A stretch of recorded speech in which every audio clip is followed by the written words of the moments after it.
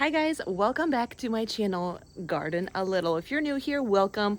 Love to see all the new faces. This is a channel where I share my gardening experience. It's been about 4 years since I started seriously gardening. And the last year, something new has been developing. That little girl, my best friend, my little gardening partner. However, it's also been kicking my butt, so it's a little bit of a disaster here. It's still green and it's still growing. So let me show you what's been going on, show you around, and just be realistic. So starting off here in this bed, if you remember, this is where I planted Uzbek melons. They covered the whole thing, but guess what happened? This is what happened. All of them literally died, just dried up and died. And I suppose it's because of vine borers.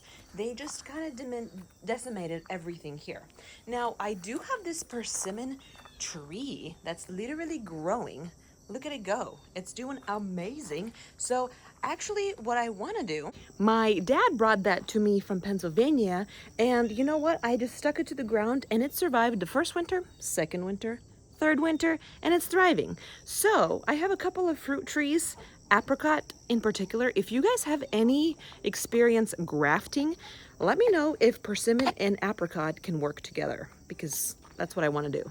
Moving on to the bed next to it, I got a couple of tomato plants here. Now they got some hornworm damage. I gathered a bunch of big hornworms from the plant. If you follow my TikTok at Garden a Little, you've seen those guys. They were giants. Of course, a random sunflower. What garden is complete without a random sunflower? I don't know. And look at these seeds. These are good sized seeds. I'm actually excited about it. I want to see if the birds completely just destroy it, or I will get a little bit of sunflower seeds. My chickens are still in the enclosure. What I wanted to do was expand the kind of the fencing area here. Now, as you know, that requires financial assistance as well as time, labor, all of that. So we're kind of, planning as we go. But eventually what I want is all of this area to be chicken enclosure. Now I do want them to be enclosed because when they were not enclosed, all they did is literally straight into my garden and destroyed everything every single time, no matter how much I kicked them out of them. So I do have to keep them enclosed, unfortunately, but they're chickens, they're okay, they're fine. So for now, I've been just gathering up the weeds, kitchen scraps, and throwing them that way. They've been bringing me eggs. Things are going well. Still have 6 chickens. As you remember, 1 died tragically, but everything else is fine. This bed, this giant bush of irises, it's doing amazing. These guys are milkweed flower, and look at that. They have the pods, and I feel like I need to be careful with that because I feel like it can spread all over my garden, and I would not, it's like almost like mint, just kind of won't get rid of it. My cucumber plants have been doing okay. They have been, here and there. I've gathered quite a bit of cucumbers from that, actually. I have not been gathering them as regularly as I should, and also watering as regularly as I should. As you can see, it's suffering for sure, but I just watered it, so don't worry. Strawberries are looking pretty bad, but the whole strawberry routine that I do. So in a couple of months, probably around October time, what I will do is come through and literally cut down everything to the ground. It will look dead. It will look like it's deceased. But come spring, all of that becomes nice, green, luscious growth. So I think it just refreshes the plant.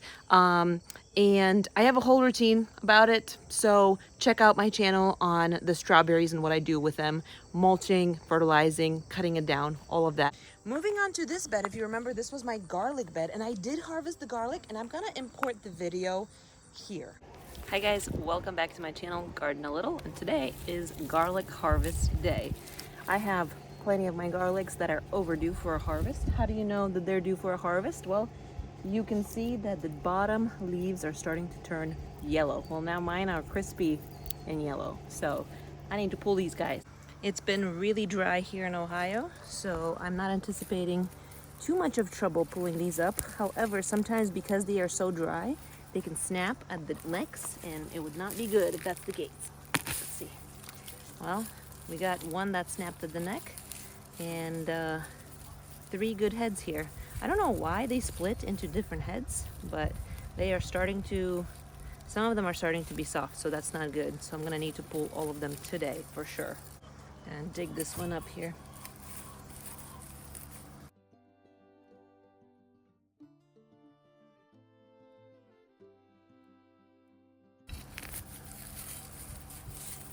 Oh, 2 snapped. Look at that. 2 heads here. Let's see. Hopefully this pull is a little more satisfying. Oh yeah. Look at that. That's beautiful. Awesome.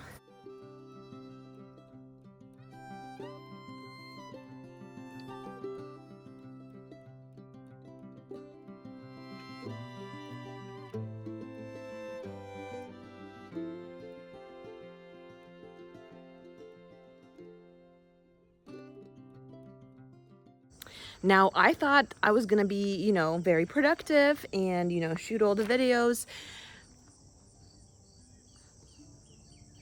It didn't happen. Garlic dried up. I actually used pretty much all of it in my kitchen already. I wanted to save some for next year growth, but I didn't. So that was all my garlic that I grew from previous year, or the ones that have been in my fridge just laying around. So you can grow things from the grocery store. So my tomatoes are a little bit of a disaster. My parents were over here not too long ago, and I actually asked my mom to help me tie these guys up because they were actually all on the ground. As you can see, they're pretty generic red tomatoes, nothing really extraordinary. I have been harvesting quite a bit of them, and interestingly enough, this patch of tomatoes, which is bigger than that one, this patch of tomatoes are not touched by hornworms yet. Hopefully that's the case for the rest of the season. Now, the bed right next to it, remember this was my rhubarb bed when the rhubarb was ginormous and giant. Well, I actually cut down the flowering stems, and the leaves started coming back with vengeance. So that's awesome. And more tomatoes here, and butternut squash. It's growing. Except I think it's only gonna last a few more weeks because squash bugs. Look at them. They're everywhere. Every freaking where. Speaking of squash bugs, they don't only attack squash, they attack everything melon. So my melons that were imported from Uzbekistan died because of them. And then my zucchini, it's a giant plant that I actually harvested a few zucchinis from, died from squash bugs. But besides zucchini, in this bed, I also have parsley, oregano, chives, and thyme. And of course I have these 2 little, this one and that flower. If you have been here for a little bit, you know that I like to grow food and beauty together. So flowers and food together is something that I enjoy doing, and I kind of preach doing, because you want to be in a space that you enjoy being in. Nothing wrong with just growing food or just flowers. I just like to mix it up a little bit. I was planning on giving you guys pretty regular updates like I usually do, but something happened and I didn't.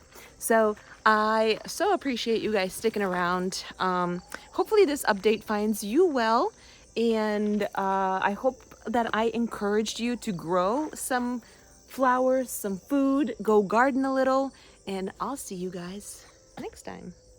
Bye.